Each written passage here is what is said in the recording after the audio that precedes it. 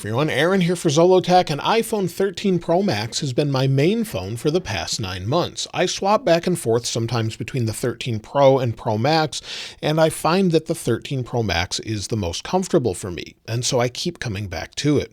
So I wanted to share the overall durability, scratches, battery health, battery life, and more, and talk about iOS and how that's progressed and acted on this device as well. Now, the first thing is durability.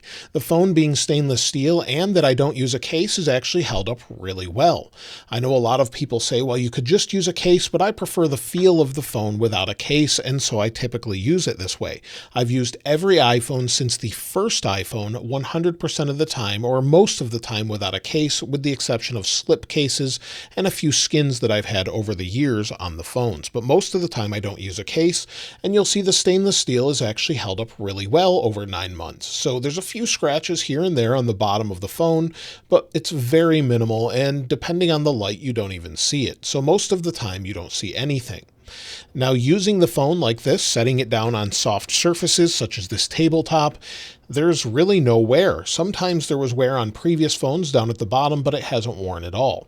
The glass or sapphire glass over the camera lenses is held up well. It does seem to get a little bit of dirt or something along the edges here, and that's very difficult to remove, but it doesn't affect the camera quality, and it seems pretty well as far as the overall scratch resistance. It's got none on it. Now, the glass is a different story. Somehow, quite some time ago, I did get a bunch of scratches on it, on the outside edge here. So if I tilt it into the right light, you'll see those different scratches. Quite a few along the outside edge and down around the corner. However, I don't really have any other scratches elsewhere. One small one there and on the sides. I think when I was filming outside, I actually tapped it on screws that were on a tabletop. So it hit that or nails and actually scratched up the phone. However, I've had 0 scratches before that or after that. So that was a bit of a mistake. Last year I dropped my phone off the table and scratched it up, but it hasn't cracked or anything. And of course I could have this replaced under AppleCare, and I may do that since I do have AppleCare. But typically AppleCare is my case. Now, if I do use a case, it's pretty rare, but I use an Apple case most of the time. Maybe if I go to the beach, I'll throw a screen protector on here because sand is incredibly abrasive, and then I'll just throw a case on it. If I go jet skiing, I typically put a waterproof case on it that completely seals it if I go out on my Sea-Doo, but typically I'll throw it on this if I need a little extra grip, but I have no issues gripping the phone whatsoever. So wrapping my fingers around it is no problem, and I do find that sometimes I like to go back and forth between the 13 Pro and Pro Max, but I always end up going back to the larger phone as it has different advantages such as battery life. If we take a look at the battery health, we'll go into settings, then we'll go over to battery. Let me flip this to dark mode here. Go to battery and then battery health. You'll see I'm at 100%. Now, I charge this every single night. Like I said, it's my main phone. I'm not getting good battery health because I'm swapping phones constantly. Maybe for a few weeks when I was testing things like the 13 Pro, I've switched to it, but most of the time I've used the 13 Pro Max. And 100% battery health is quite good, and you can see here with the app Coconut Battery on my Mac, it shows the actual battery cycles. There is a way that you can use a shortcut to pull this out of your settings as well, but it's easier using Coconut Battery. So you can see the amount of cycles, and this is charged every single night.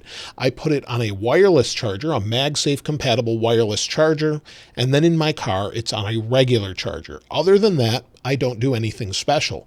If it gets low, I plug it in. I pay no attention whatsoever to the battery, and keeping it out of a case keeps it nice and cool. So that's probably part of the extended battery health here. But most of the time I tell people ignore the battery health. It's going to degrade over time, and I'm surprised it hasn't dropped yet. But either way, it will drop eventually, as that's only natural. Now, aside from battery health, my battery life is actually okay considering that I'm running betas 99% of the time.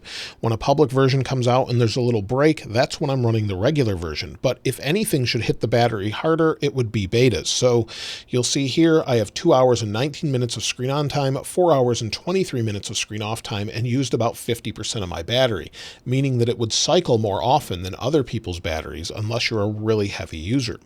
Now, with betas, it's going to be poor battery life, but when I wasn't running betas or I was running very stable versions, I was easily getting through the day with 50 to 60% of my battery life life left at the end of the day with regular use. So it seems to hold up really well. It's got the best battery life of almost any phone out there, any iPhone for sure, and I have no issues whatsoever with that. As far as the display is one of the best ones out there. It's got great viewing angles. It goes incredibly bright, especially for HDR content. And maybe there's only one out there that might be a little bit better, such as the S22 Ultra. And this display is just super smooth, whether you're scrolling through settings or different websites, maybe Apple. Everything's just super smooth like you would expect at 120 Hertz. So definitely it's something that you get used to, and it's hard to go back to a display that doesn't have it once you've already had it. As far as PWM, I've had no concerns, especially with the 13 Pro Max series, and the reason for that is many people believe it has DC dimming, meaning that anything above 50% brightness, it will hold that brightness without flashing the display faster or slower with PWM. PWM, or pulse width modulation, is something I mention in a lot of my reviews because it's bothered my eyes for quite some time.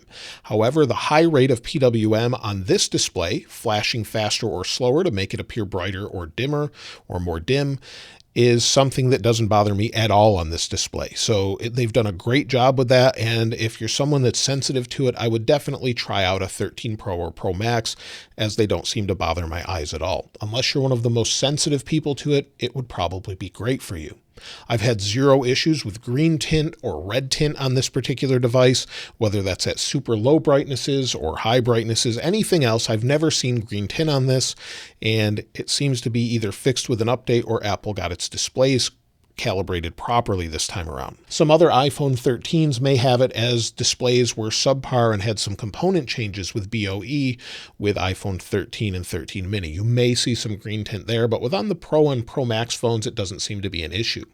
4K HDR footage on YouTube or other websites or Apple's own TV app are phenomenal. So if I go to one of my videos, you can see here's one of my videos in 4K HDR on YouTube, and you've got all the way up to 4K HDR, even though the display isn't in HDR. However, if we take a look at it, it's just super bright, brighter than this video can show, and we're only at half brightness. That's because of how bright this display is.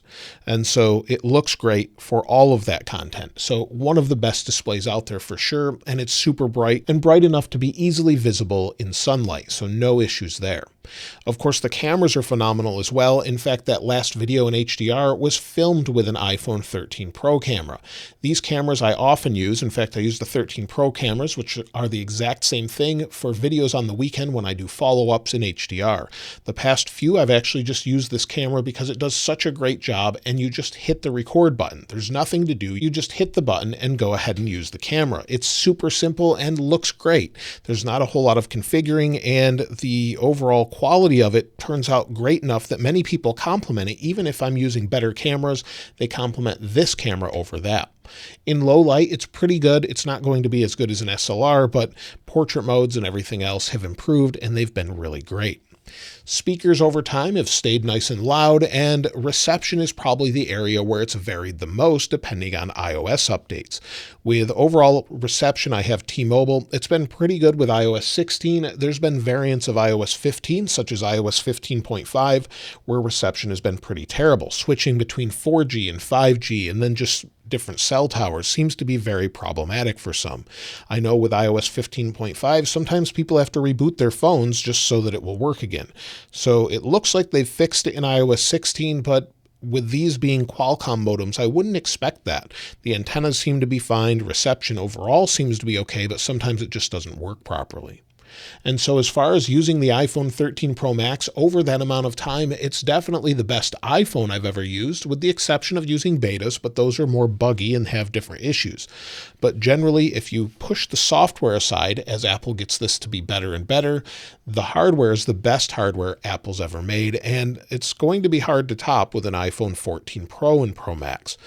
Getting rid of the notch and maybe some additional features with upgraded cameras, of course, will make things better, but this is a phenomenal phone, and I still highly recommend it to people. However, at this point, I think I would wait for the iPhone 14 unless you can get a phenomenal deal on this, as we're only a few months out. Typically in September, we'll see the new models, and we expect them to look something like this, as these are models I showed in a different video, where the camera module will be even bigger. We'll also have a new hole punch and pill design display, but everything else should be fairly similar. So maybe a different chipset that's a little faster, and we'll have to wait and see. But really, at this point, I'd probably wait for that unless you can get an amazing deal on the 13 Pro Max. Either way, I still highly recommend it and think it's one of the best phones Apple's ever made. And of course, if you'd like to get your hands on this wallpaper, I'll link it in the description like I normally do. If you haven't subscribed already though, please subscribe. And if you enjoyed the video, please give it a like. As always, thanks for watching. This is Aaron. I'll see you next time.